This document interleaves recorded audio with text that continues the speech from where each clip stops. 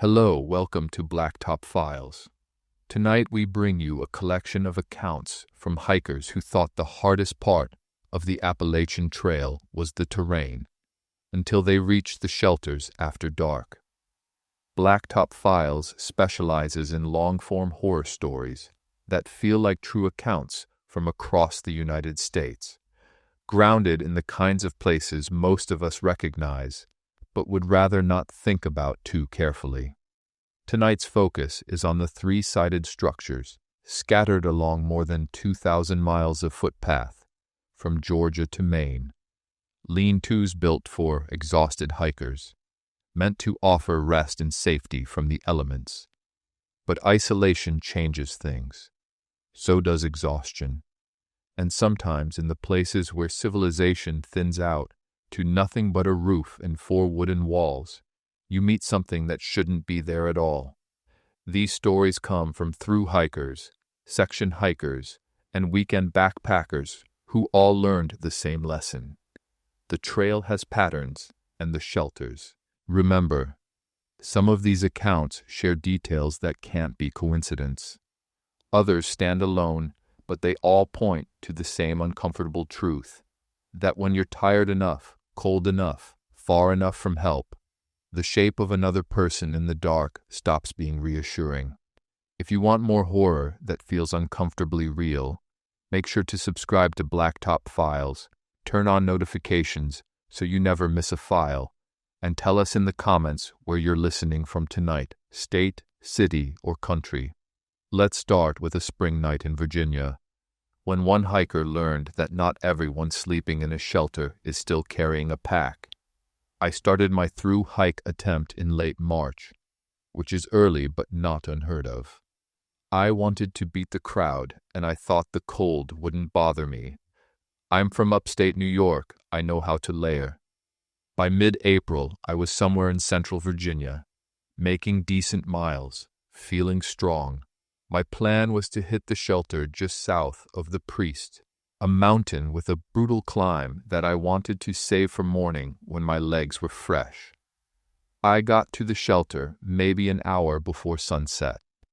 It was one of those older structures, the kind with a stone foundation and a slanted roof, 3 walls and an open front facing a fire ring. No one else was there. I didn't mind. I'd had enough nights with snorers and people who insisted on playing music from their phones. I set up my sleeping bag on the platform, ate a cold dinner, filtered some water from the spring about 50 yards downhill, and settled in. The sky went from orange to deep blue to black. I could hear the wind moving through the trees, that constant rush that sounds almost like water. I was tired enough that I thought I'd fall asleep right away, but my mind stayed active. I kept thinking about the next section, about whether my knees would hold up, about a girl I'd been seeing before I left who told me this whole trip was selfish. I wasn't sure she was wrong. I heard someone coming up the trail maybe an hour after full dark. Footsteps, slow and uneven, like someone who was limping or just exhausted. I sat up and turned on my headlamp. A figure stepped into the light, tall, older, maybe late 50s, wearing clothes that looked wrong. Not wrong like they were damaged, wrong like they were from a different decade. Heavy canvas jacket, old-style frame pack, the kind my dad might have used in the 70s. His face was deeply lined, weathered in a way that went past sun damage into something harder to name. He didn't say anything. He just looked at me, nodded once, and moved to the far end of the platform. He set his pack down, pulled out a sleeping bag that looked just as ancient as the rest of his gear, and lay down facing the back wall. I said, "Evening," because it felt wrong not to. He didn't answer. I figured he was one of those solo hikers who didn't want conversation, which was fine. I turned off my headlamp and lay back down. The wind kept moving through the trees. I listened to it for a long time, trying to let it pull me under. I'm not sure when I realized he wasn't breathing. It wasn't that I heard him stop. It was that I became aware of the absence. When you share a small space with another person, you hear them. Shifting, rustling, the slight whistle or rasp of air moving in and out. I didn't hear any of that. I lay there in the dark, listening as hard as I could, and there was nothing from his end of the platform. I told myself he was just a quiet sleeper. People breathe shallowly sometimes. Maybe he was one of those people who could go still as a corpse when they slept. But I couldn't shake it. I turned on my headlamp. The beam cut across the shelter, and I angled it toward him. His sleeping bag was there, the pack was there, but I couldn't see him inside the bag. It looked flat, like it was empty. I sat up. I said, "Hey, you okay?" Nothing. I got out of my sleeping bag and walked over. My headlamp made everything look stark and colorless. I crouched down next to his bag and reached out to touch it. My hand went through the fabric. Not like it tore. Not like it opened. My hand passed into the bag like it wasn't there. Like I was reaching through a projection. I pulled back fast, my heart hammering. I stood up and stepped away, my light swinging wildly across the platform. The bag was still there. The pack was still there. But when I looked directly at them, they seemed to flicker like a bad signal. I grabbed my gear, didn't bother packing it neatly, just shoved everything into my pack and got out of that shelter. I turned on my phone, no signal, which I expected, and I used the map to find the next shelter about 6 miles north. I night hiked it. I didn't care that it was stupid, that I could trip and break an ankle and end up lying on the trail until morning. I just wanted distance. I got to the next shelter around 2 a.m. There were 3 other hikers there, all asleep. I didn't wake them. I sat up as quietly as I could and lay there with my eyes open until the sky started to lighten. In the morning, I asked if any of them had heard about someone dying on this section recently. Maybe an older guy. They said no. One of them had been section hiking this area for years and said the last death he knew about was way back, maybe early 2000s. A guy who had a heart attack near the priest and got found in a shelter a few miles south. I didn't ask which shelter. I kept hiking north, finished Virginia, made it into West Virginia before my knees gave out, and I had to get off trail. But I still think about that night, about the way my hand went through the sleeping bag, and the way the pack looked solid but wasn't, about the fact that he nodded at me, like he knew I could see him. I don't go back to that section. I tell people it's because of my knees, and that's mostly true. But it's also because I'm not sure what I'd see if I stayed in that shelter again, and I'm not sure I want to find out. The next account comes from a hiker who learned that some trail registers record more than just names and dates. I was section hiking in Pennsylvania late summer, doing a stretch from Pine Grove Furnace up to Duncannon. Pennsylvania gets a bad reputation for being rocky and monotonous, but I've always liked it. It's not dramatic, but it's steady. You can get into a rhythm. I planned to stay at a shelter near Cove Mountain. I got there in the late afternoon, plenty of light left. It was a newer shelter, clean, with a covered porch area and a decent fire ring. There was a trail register in a Ziploc bag hanging from a nail, which is standard. I sat down on the edge of the platform and opened it to sign in. The register was mostly what you'd expect. Trail names, dates, little notes about weather or water sources. Some jokes, some complaints about rocks. I flipped back through a few pages, just killing time, and that's when I saw the entries that didn't make sense. They were all from the same person. Same handwriting, same trail name, southbound. But the dates were wrong. The first entry was from June of that year. Normal enough, but the next one, same name, was from August. Then another from June again. Then one from September, but the year was wrong. It was from 2 years ago. Then another from the current June. I kept flipping. There were maybe 15 entries from southbound, scattered across 3 years, all in the same handwriting. The messages were short. Made it here. Tired. Rain all day. Knees bad. Things like that. But the dates jumped around. June, August, September, June, July, October. And the years didn't follow any pattern. It was like someone had been hiking the same section over and over, but not in order. Or like time wasn't moving the same way for them. I sat there reading through it for a long time. I told myself it was probably a joke, someone messing with the register. But the handwriting never changed. It didn't look like someone imitating themselves. It looked like the same person, writing in the same state of exhaustion again and again. I signed in, put the register back, and started setting up my sleeping bag. The sun was lower now, the light slanting through the trees. I kept thinking about those entries, about the way they looped back on themselves, about the fact that no one had commented on it, like I was the first person to notice. I was just getting my stove out when I heard someone coming up the trail. I looked over, expecting another hiker, maybe someone I could ask about the register. The person who stepped into the clearing was wearing an old pack, the kind with an external frame and clothes that looked faded and worn in a way that went past normal trail wear. He was maybe in his 40s, lean with a beard that hadn't been trimmed in a long time. He didn't look at me. He walked straight to the shelter, dropped his pack, and sat down on the platform with his back to the wall.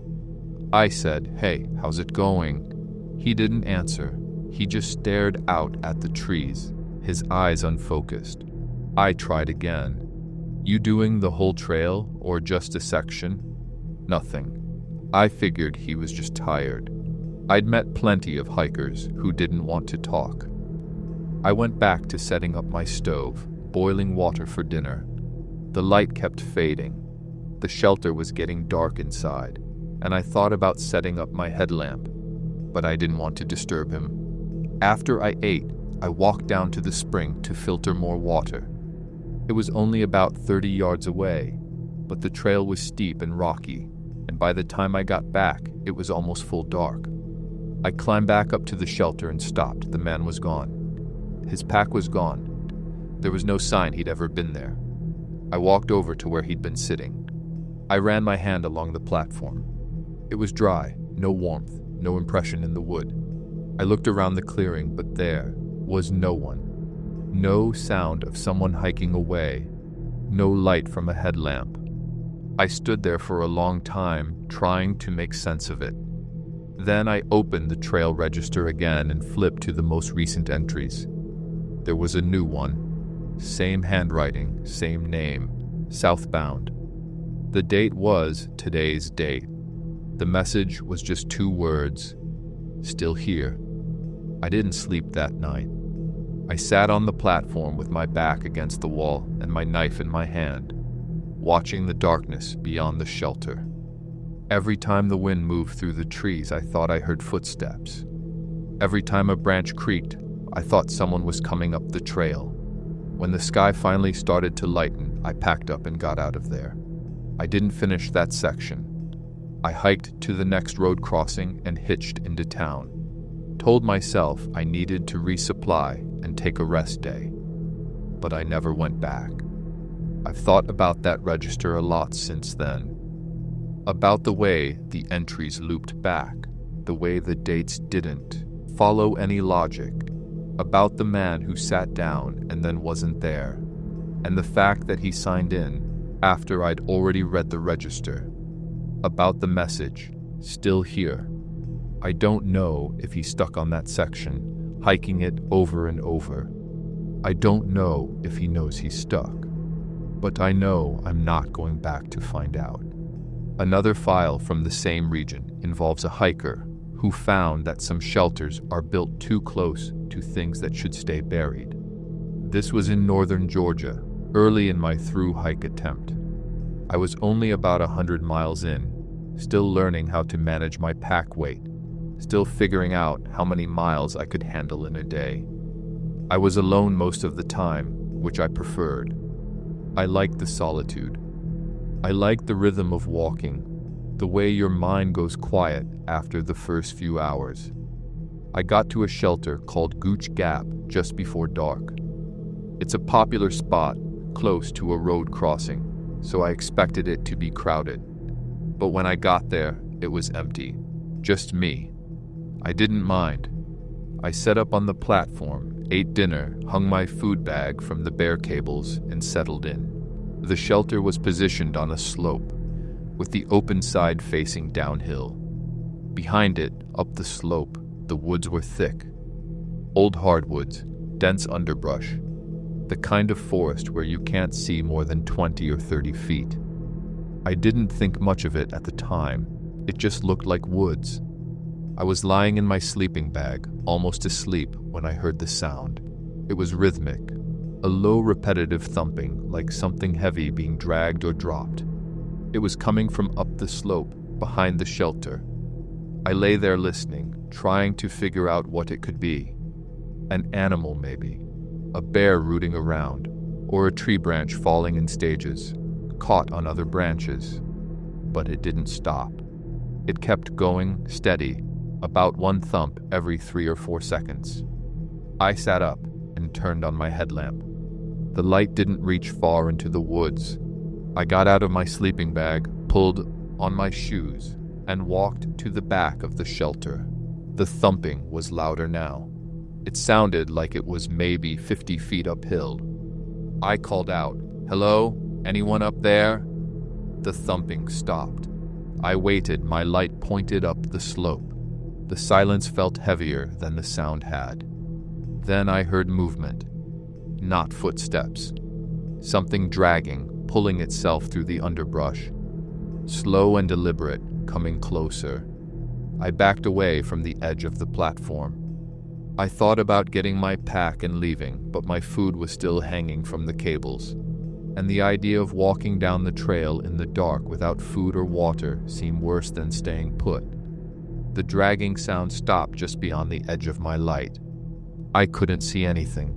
The beam cut through the trees, showing me patches of leaves and bark and darkness, but I could feel something there, not watching, waiting. I stood there for a long time, my hand on my knife, my breath loud in my ears. The wind moved through the trees, and I kept mistaking it for the sound of something shifting position.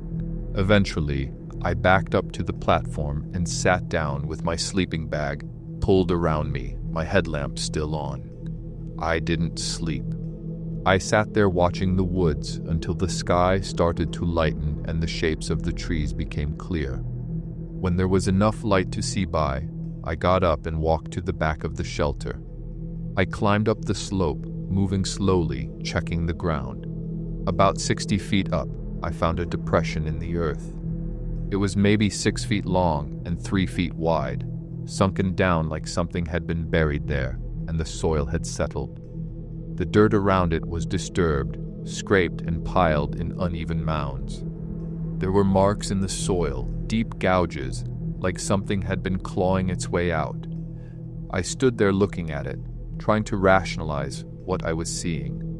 An animal burrow, a sinkhole. Old trash someone had buried and tried to dig up. But the shape was wrong. The dimensions were wrong. And the gouges in the soil didn't look like they came from an animal. They looked like they came from fingers. I got my pack, took down my food bag, and left that shelter before the sun was fully up. I hiked 10 miles that day, more than I'd planned, and I didn't stop until I was well past the next shelter and into a different section entirely. I looked up Gooch Gap later, after I got off trail. There's not much information about it. It's just another shelter, nothing notable. but I found an old post on a hiking forum from maybe 8 years ago. Someone asking if anyone else had heard strange sounds near that shelter at night. A few people replied, saying they had. One person said they'd heard thumping. Another said they'd heard dragging. No one had an explanation. I think about that depression in the soil, about the gouges that looked like fingers, about the way the sound stopped when I called out, like something was listening. I don't know what was buried there. I don't know if it's still there or if it got out. But I know I'm never going back to that shelter. And I know I'll never feel the same way about the woods behind a lean-to. The next case involves two hikers who learned that some trail partners don't show up on photographs. I was hiking with someone I'd met on trail. We'd started around the same time, kept running into each other at shelters, and eventually just decided to hike together. It's common. You fall into step with someone whose pace matches yours. And suddenly, you're not alone anymore. We were in Tennessee, somewhere near Roan Mountain. Beautiful area, open balds, incredible views when the weather's clear. But the weather wasn't clear. We'd been hiking through fog and drizzle for 2 days, and by the time we got to the shelter we'd planned for, we were soaked and exhausted. There was one other person already there when we arrived, sitting on the platform with his gear spread out to dry. He was older, maybe mid-60s, with the kind of lean build you get from years of hiking. He nodded at us when we came in, said the spring was good, and went back to messing with his stove. My partner and I set up on the opposite end of the platform. We hung our wet clothes from the rafters, got our sleeping bags out, ate dinner. The older guy didn't talk much, but he seemed friendly enough, just quiet. The kind of hiker who's comfortable with silence. The fog rolled in heavier as the sun went down, turning everything outside the shelter into a gray blank. You couldn't see more than 10 feet. My partner took out his phone and started scrolling through photos from the last few days, showing me shots of the balds before the weather turned. Some waterfalls we'd passed, a black bear we'd seen from a distance. The older guy looked over and said, "You two been taking a lot of pictures?" My partner said, "Yeah, it's my first thru hike. I want to remember it." The older guy smiled, but it didn't reach his eyes. He said, "Funny thing about trail pictures. They don't always show what you think they show." We didn't know what to say to that, so we didn't say anything. He went back to his stove, and we went back to looking at the photos.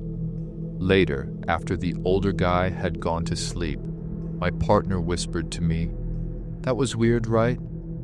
What he said? I said, "People get strange on trail. Too much time alone." He nodded, but he didn't look convinced. We settled into our sleeping bags. The fog pressed against the open side of the shelter like something solid. I fell asleep, listening to the drip of water off the roof. I woke up maybe 2 hours later. My partner was sitting up, his phone in his hand, his face pale in the glow of the screen. I said, "What's wrong?" He didn't answer right away. He just handed me the phone. It was open to his photo gallery. He'd been scrolling through the pictures from the last few days, the ones we'd looked at earlier. But now he was showing me something I hadn't noticed before. In one of the pictures, a shot of the two of us at a viewpoint, taken by someone else we'd asked to snap the photo. There was a third person in the background, just barely visible, standing at the edge of the trees. The older guy from the shelter. My partner swiped to the next photo. Different day, different location. But there he was again, farther back, almost out of frame. He swiped again, another photo, another location. The same figure, always in the background, always distant, always watching. I said, "When were these taken?" he said, starting 4 days ago. I looked over at the older guy's sleeping bag. He was lying on his side, facing the wall, completely still. My partner said, I didn't see him until tonight. Not in any of these places. I would have remembered. I took the phone and zoomed in on one of the pictures. The figure was blurry, just a shape, but the posture was the same. The same lean build, the same stance. We sat there in the dark, not talking, just looking at the photos. There were maybe 8 or 9 where you could see him. Always in the background, always too far away to be clear. I thought about what he'd said earlier. They don't always show what you think they show. My partner said we should leave. I said it's the middle of the night. The fog's too thick. We'd get lost.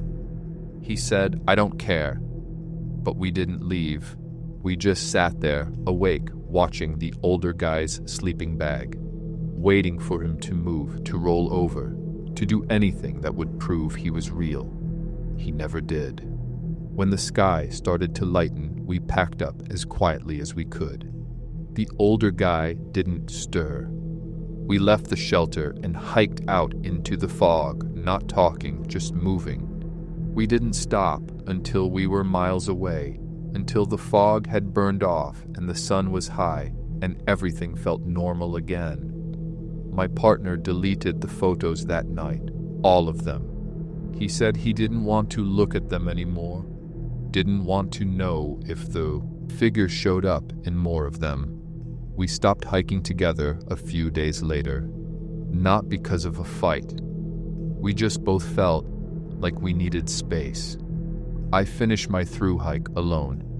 He got off trail somewhere in Virginia and never went back. I still think about those photos, about the figure in the background, always watching, always just out of reach, about the way the older guy said pictures don't always show what you think they show, like he knew we'd find him in them. I don't take pictures on trail anymore. I tell people it's because I want to stay present, to experience things without a screen. But really, it's because I'm afraid of what I might see in the background. Another account comes from a hiker who discovered that some shelters remain occupied long after the season ends. I was doing a late fall section hike in New Hampshire, trying to squeeze in one more trip before winter. It was early November, cold enough that most people had packed it in for the year. I liked it that way. The trail was empty, the shelters were empty, and the woods had that stark, clean quality you only get after the leaves fall. I planned to stay at a shelter near Moose Mountain. I got there just before dark. The shelter was old, built low to the ground with a single platform and a fire ring that looked like it hadn't been used in weeks. There was frost on the ground and my breath came out in clouds. I set up my sleeping bag, ate a cold dinner, didn't want to bother with a fire, and settled in. The temperature was dropping fast. I layered everything I had, got into my bag, and lay there watching the last of the light fade. I was almost asleep when I heard voices. Not loud, just murmuring like people talking quietly on the other side of the shelter. I opened my eyes and looked around. There was no one there. The platform was empty except for me. The voices kept going. I sat up and turned on my headlamp. The beam swept across the shelter, showing me nothing but wood and shadow. But the voices didn't stop. They were coming from the back wall, from the space between the logs. I got out of my sleeping bag and walked over. I put my ear to the wall and listened. They were having a conversation. 2 people, maybe 3. I couldn't make out the words, but I could hear the rhythm of it, the back and forth. One voice was deeper, the others higher. They sounded calm, not distressed, not scared, just talking like people sitting around a fire. I knocked on the wall. The voices stopped. I waited, my breath fogging in the beam of my headlamp. The silence felt deliberate, like someone on the other side was holding still, listening. Then the voices started again, but now they were louder, clearer, and I could make out some of the words. "He can hear us. Doesn't matter. Never leaves." I backed away from the wall. I grabbed my sleeping bag, my pack, everything I could reach, and got out of that shelter. The cold hit me hard, but I didn't care. I hiked down to the trail junction, found a flat spot off the path, and set up there. It wasn't ideal. No protection from wind, no bare cables, but it was better than staying in that shelter. I didn't sleep. I just lay there in my bag, staring up at the stars, listening to the forest. Every sound made me think the voices were getting closer. When the sun came up, I packed and kept moving. I didn't go back to the shelter. I didn't even look in that direction. I talked to a ranger a few days later, when I finished the section and got back to my car. I asked if there had been any incidents near that shelter, anything unusual. He said no. The shelter was old, built in the 70s, but there was nothing notable about it. No accidents, no deaths nearby that he knew of. I didn't tell him what I'd heard. I just thanked him and left. But I've thought about it a lot since then. About the way the voices sounded calm, conversational, like they were just passing time. About the way they stopped when I knocked, and the way they said, "never leaves." I don't know if they were talking about me or about themselves. I don't know if they were something that stayed in that shelter or something that came back to it. But I know I'll never stay in a shelter that late in the season again. I know that sometimes the woods are empty for a reason, and sometimes the empty places aren't empty at all. The next file involves a hiker who learned that some trail markers point in directions that shouldn't exist. I was hiking alone in Vermont, midsummer, doing a section from Manchester to Route 4. Vermont's Green Mountains are beautiful but relentless. Constant ups and downs, roots and rocks, not much flat ground. By late afternoon, I was tired, and I decided to push for a shelter called Lost Pond, which was supposed to be another 3 miles up the trail. The trail markers were clear at first. White blazes every 100 feet or so, painted on trees, standard AT markers. But as I climbed higher, the blazes started to feel off. Not in their placement exactly. In their direction. I'd take a turn following a blaze, and the trail would bend in a way that didn't match my map. I'd check my compass, and the heading would be wrong by 30 or 40 degrees. I told myself I was just tired, reading the map wrong, not paying attention. But then I started seeing double blazes. On the AT, a double blaze means a turn is coming. 2 white rectangles, one above the other. You see them, you start looking for where the trail changes direction. I saw a double blaze on a tree and stopped. The trail in front of me went straight. No turn. I looked around, checking the ground for signs of where the trail might split, but there was nothing. Just the double blaze, pointing at a section of trail that didn't turn. I kept walking. Another double blaze, same thing, trail went straight. By the time I reached the next set of blazes, I was starting to feel like something was wrong. Not dangerous, not yet. Just wrong in a way I couldn't name. The light was fading, and the trees felt closer than they should, pressing in on both sides of the trail. I came to a third double blaze. This time when I looked past it, I saw something that didn't belong. There was another trail. Not a side trail, not a connector. A full trail, cutting off at a sharp angle from the AT, marked with white blazes just like the main trail. I stood there staring at it, trying to figure out how I'd missed it on my map. But when I checked, there was nothing. No trail marked in that location. No mention of a junction. I looked at the blazes again. They were fresh, the paint bright and clean. They led off into the woods, disappearing into the shadows between the trees. I told myself to ignore it, to keep going on the main trail. But my legs were tired, and the shelter was still a mile or two away, and the angle of this new trail looked like it might shortcut the climb. I followed it. The trail was clear at first, blazes every 100 feet, just like before. But the farther I went, the quieter it got. Not the normal quiet of the woods, a deeper quiet where even the wind seemed to stop. I couldn't hear birds. I couldn't hear insects, just the sound of my boots on the dirt. I walked for maybe 20 minutes before I realized the blazes were leading me downhill. That didn't make sense. The shelter was uphill. If this was a shortcut, it should be climbing or at least staying level. I stopped and pulled out my map. I tried to figure out where I was, but nothing matched. The trail I was on didn't exist.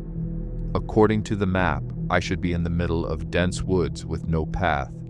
I turned around to go back, and that's when I saw it. There were no blazes behind me. I stood there, looking at the trees, turning in a slow circle. The trail I'd been following was gone. Not overgrown, not faint. Gone. The blazes had vanished. The path had closed up, leaving nothing but unbroken forest. I pulled out my compass. The needle spun, slow and lazy, refusing to settle. I tapped it, shook it, held it level. It just kept spinning. I started walking in what I thought was the direction I'd come from, forcing my way through underbrush, climbing over fallen logs. I checked my compass every few minutes. It never stopped spinning. I don't know how long I walked. It felt like hours. The light kept fading, but it never went fully dark. It just stayed in that gray twilight state, dim enough that I needed my headlamp, but bright enough that the beam felt useless. Eventually, I found a blaze, a single white rectangle painted on a tree. I almost cried when I saw it. I followed it, and then another, and finally I stumbled back onto the main trail.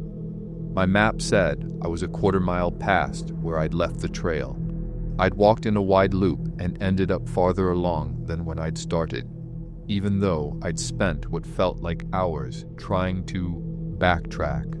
I hiked the rest of the way to the shelter in the dark, too rattled to care about saving my headlamp battery. When I got there, there were 2 other hikers already set up. I asked them if they'd seen any side trails or extra blazes. They said no. The trail had been straightforward all day. I didn't tell them what happened. I just set up my sleeping bag and lay there staring at the ceiling, trying to make sense of it.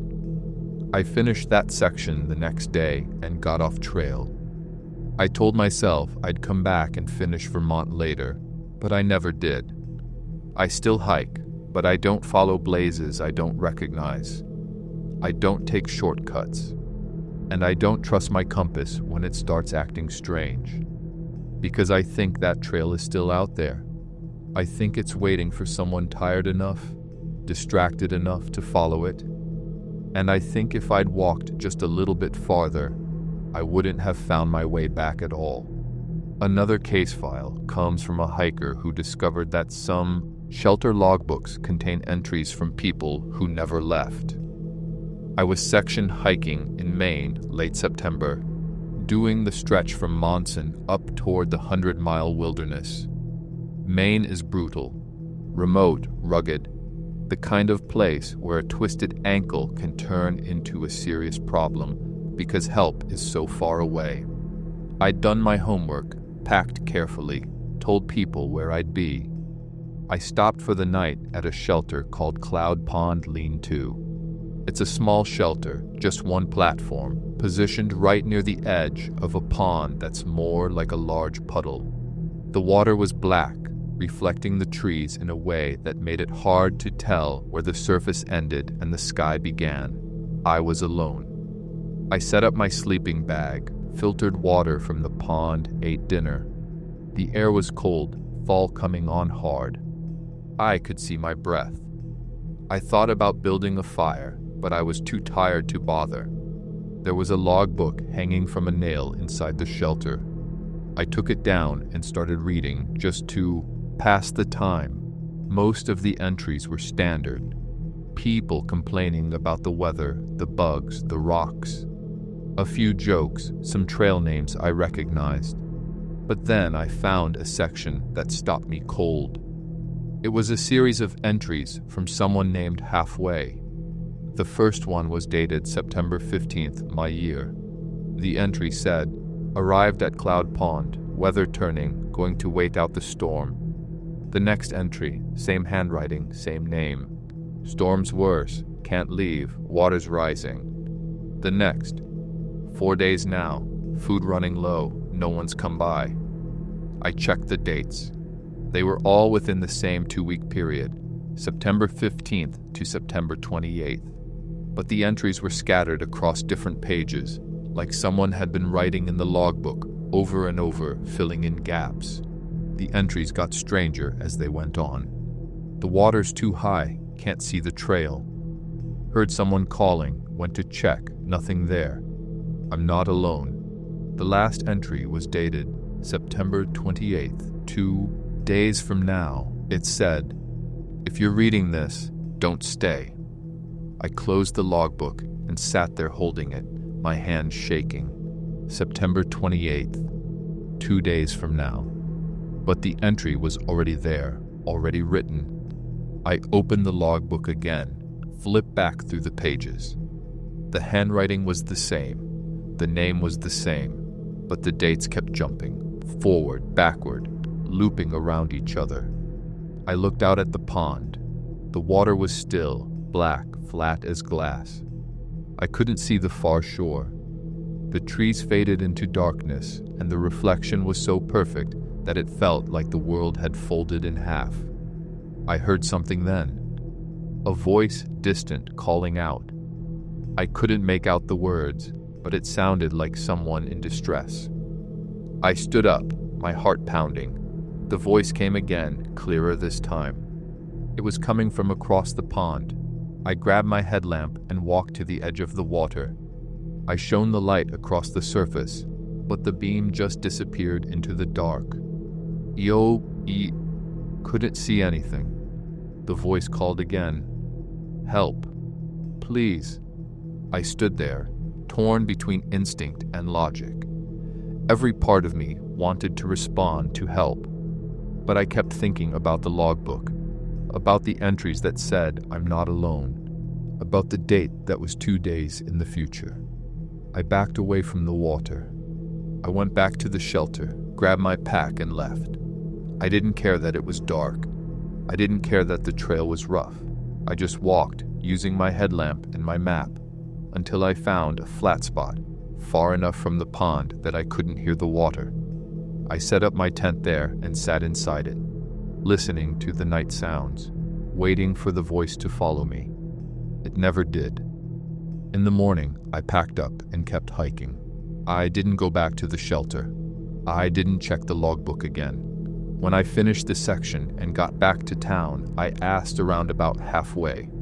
No one knew the name. I checked online forums, trail journals, missing person reports. Nothing. But I did find one post from 3 years ago on an obscure hiking message board. Someone asking if anyone had stayed at Cloud Pond Lean-to and seen strange entries in the logbook.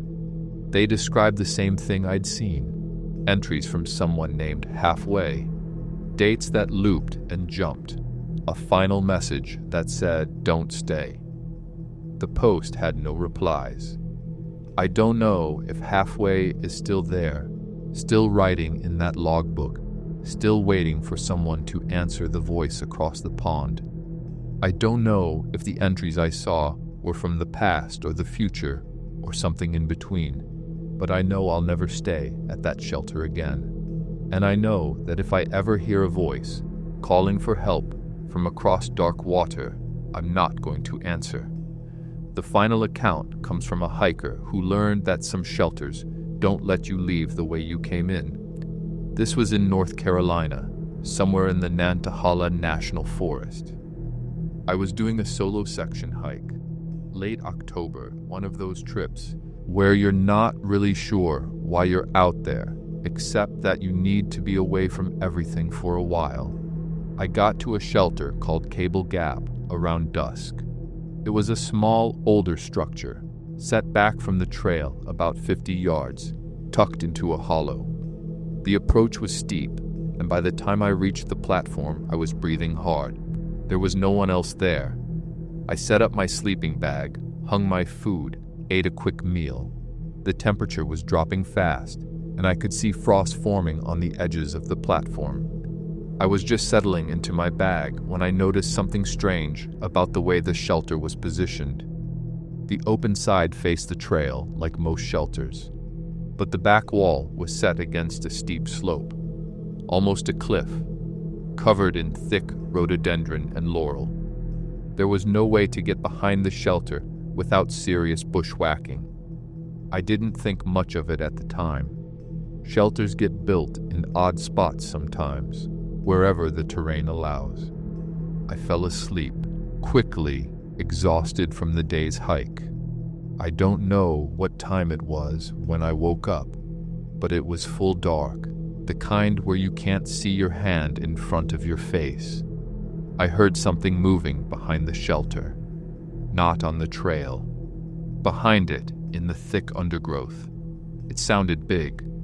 Footsteps, slow and heavy, crunching through leaves and snapping branches. I sat up, my heart racing. My first thought was bear. My food was hung, I'd done everything right, but bears don't always follow the rules. I turned on my headlamp and pointed it toward the back of the shelter. The beam cut through the darkness, but all I could see was the wall and the dense tangle of rhododendron beyond it. The footsteps stopped. I waited, listening. The silence stretched out, thick and oppressive. Then I heard breathing. Deep, slow, deliberate. It was coming from directly behind the wall, maybe 5 feet away. I said, "Hello?" The breathing stopped. I kept my light on the wall, my hand gripping my knife. I waited for whatever it was to move away, to make a sound, to do something. Instead, I heard a voice. It was low, rough, barely more than a whisper. It said, "You can't leave." I didn't move. I didn't breathe. I just sat there, frozen, my light shaking in my hand. The voice came again, clearer this time. "You can't leave the way you came in?" I turned off my headlamp. I don't know why. Some instinct told me that the light was making it worse, drawing attention. I sat in the darkness, my sleeping bag pulled up around me, listening. The footsteps started again, but now they were moving, not away, around. I heard them shift from behind the shelter to the side, then to the front. Slow, deliberate, circling. I could track them by the sound of breaking branches, the crunch of frost-stiff leaves. When they reached the front of the shelter, they stopped. I turned on my headlamp. There was no one there. The beam swept across the clearing, showing me nothing but trees and darkness. But I could still hear breathing, close, right at the edge of the light. I kept the beam steady, my hand shaking so hard I thought I'd drop the light. The breathing stayed constant, rhythmic, just on the edge of the clearing where the shadows started. Then it moved. Not toward me. Back. Around the shelter again. Back to where it started. I didn't sleep. I sat with my back against the wall, my knife in one hand and my headlamp in the other, waiting for the sun to come up. When the sky finally started to lighten, I packed my gear as fast as I could. I didn't eat. I didn't filter water. I just grabbed everything and got out of that shelter. I headed down the trail the way I'd come in the night before, but something was wrong. The trail was different. Not overgrown, not blocked, different. The blazes were in the wrong places. The turns didn't match what I remembered. I checked my map, checked my compass, but nothing lined up. I kept walking, trying to retrace my steps. But the trail kept changing. I'd pass a landmark, a fallen tree, a rock formation, and then 10 minutes later, I'd pass it again from a different angle. It took me 4 hours to get back to the main trail. 4 hours for a hike that should have taken 30 minutes. By the time I stumbled back onto the AT, I was disoriented, exhausted, and terrified. I hiked straight to the next road crossing and hitched into town. I didn't finish that section. I got a hotel room, took a shower, and tried to convince myself that I'd just gotten lost, that I'd panicked and misread the trail. But I keep thinking about what the voice said. You can't leave the way you came in. And I keep thinking about the way the trail changed, the way it looped back on itself, like something was trying to keep me in that hollow. I don't know what was circling the shelter that night. I don't know if it's still there, waiting for the next person to show up alone. But I know I'll never go back to Cable Gap. And I know that sometimes when you're deep enough in the woods, the rules change. The trails don't always lead where they're supposed to, and the voices you hear in the dark aren't always asking for help. Sometimes they're warning you, and sometimes they're already too late. That brings us to the end of tonight's files. 8 shelters, 8 accounts that share patterns no one wanted to find. We've heard from hikers who saw figures that didn't register on film, who found logbooks filled with impossible dates, who followed blazes that led nowhere and trails that wouldn't let them leave. We've heard voices in the dark, footsteps that circled, and breathing that came from places nothing should have been able to reach. The Appalachian Trail runs for over 2,000 miles through some of the most beautiful and isolated country in the eastern United States. Millions of people have hiked it, section by section, year after year. Most of them come home with nothing stranger than sore feet and good memories. But the shelters remember things. They're built in places where the forest presses close, where help is hours away, where exhaustion and darkness make it hard to trust what you're seeing. And sometimes, not often, but often enough, people encounter something that doesn't fit. Something that makes them pack up in the middle of the night and leave without looking back. These accounts come from different years, different states, different people, but they share details that are hard to dismiss. The figures in old gear, the voices that shouldn't be there, the trails that close behind you, the feeling that you're being circled, studied, kept.